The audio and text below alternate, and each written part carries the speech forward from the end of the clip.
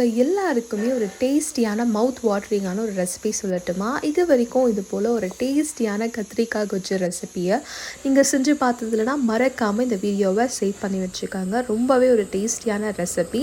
இந்த கொஜ்ஜுவை கத்திரிக்காவை நம்ம சுட்டு செய்கிறதுனால இதோட மனமே ரொம்பவே டேஸ்டியாக இருக்கும். முக்கியமாக சுட சுட களியோட கலக்கெண்ணெய் விட்டு நம்ம சேர்த்து சாப்பிட்றப்போ அதோட டேஸ்ட் உங்களோட நாக்கில் அப்படியே நிற்கும். எப்போ இந்த கொஜ்ஜுவை நீங்கள் நினச்சாலும் நாக்கில் எச்சி ஊறும். அவ்வளோ டேஸ்டியாக இருக்கும். களியில் மட்டும் இல்லை, சுட சுட சாதத்தோட, இட்லி, தோசை, சப்பாத்தி எல்லாத்தோடுமே ரொம்பவே டேஸ்டியாக இருக்கும். இன்றைக்கி இந்த கொஜ்ஜு செய்கிறதுக்கு ஒரு மைசூர் கத்திரிக்காவை சுட்டு எடுத்துகிட்டு இருக்கேன். நீங்கள் நார்மல் கத்திரிக்காவும் எடுத்துக்கலாம்.